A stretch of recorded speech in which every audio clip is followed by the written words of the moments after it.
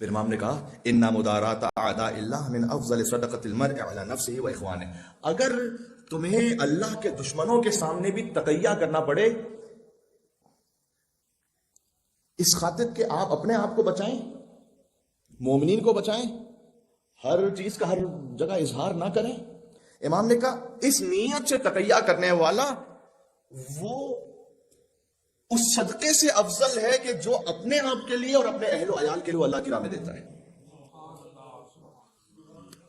ہمارے تقیہ کو شاعری میں بھی بڑا نیگیٹو استعمال کیا جاتا ہے کئی مرتبہ کہ میں تو تقیہ کرتا نہیں۔ آپ تقیہ نہیں کرتے، امام حسن عسکری نے کہا کہ کیجئے تقیہ۔ میں کوئی بزدل نہیں ہوں، میں تقیہ نہیں کرتا۔ کس نے کہا یہ تقیہ بزدلی کی دلیل ہے؟ تقیہ حکمت کی دلیل ہے۔ دو لفظ ہیں ملتے جلتے، ایک ہے تقوی، آپ نے سب نے سن رکھا ہے، ایک ہے تقیہ۔ تقوی ہے دین کو بچانا، تقیہ ہے دیندار کو بچانا۔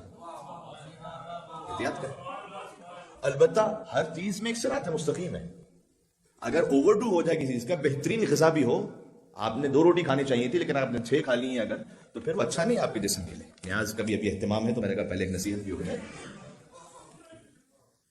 اور دوسرا آپ سے گزارش یہ ہے، فقط آج کے لیے نہیں بعد کے لیے بھی، کہ ماشاءاللہ دیکھیے سب کچھ اہتمام ہے، امام بارگاہ میں نیا فرش بھی بچھا ہوا ہے، تو ہمیں کوشش یہ کرنی چاہیے کم از کم جہاں جب نیاز کا اہتمام ہے تو ایک تو احتیاط کریں، دوسرا یہ کہ مجھ سے مینجمنٹ نے بھی کہا کہ ہمارے صاحب یہ بات ضرور پہنچائیے جس پہ مومنین عمل کرتے ہیں لیکن کبھی کبھار یاد دہانی نہیں ہو پاتی، وہ یہ کہ آپ اپنے فرسٹ ڈسپوزیبل پلیٹس ہیں وہ خود ہی لے کر اس کو اس مقام تک پہنچا دیں کہ جہاں پر اس کا ایک مقام فکس کیا گیا ہے۔ کیا ضرورت ہے کہ مثلا 200 افراد کھانا کھانے والے ہوں اور پھر آخر میں 3 لوگ کام کرنے والے ہوں؟ اگر 200 افراد میں سے کم 150 افراد بھی اپنے اپنے حصے کا تھوڑا تھوڑا سا کام کر لیں تو بڑی آسانی ہو جائے گی انتظام سنبھالنے میں۔ اس میں آپ سے گزارش ہے، اور اس کا تعلق فقط کچھ دینداری سے نہیں، بیسک ہیومن ایٹیکیٹ سے اس کا تعلق، اس میں میں اور آپ انشاءاللہ خیال کریں اس بات کا۔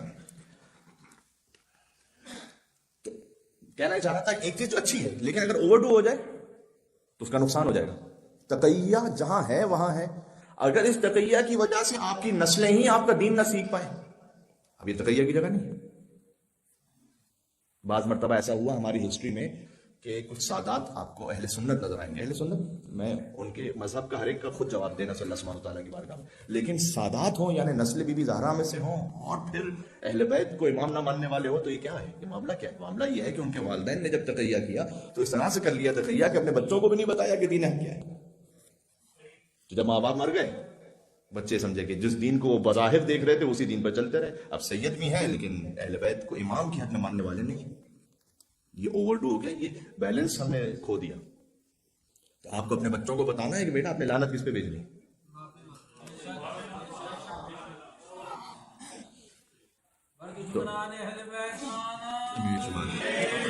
آپ کو اپنے بچوں کو بتانا ہے کہ زیارت عاشورہ میں جو لعنت امام نے بھیجی ہو کس پہ بھیجی ہے، لیکن آپ نے مجموعی ماحول میں تقیہ کا بھی خیال کرنا ہے۔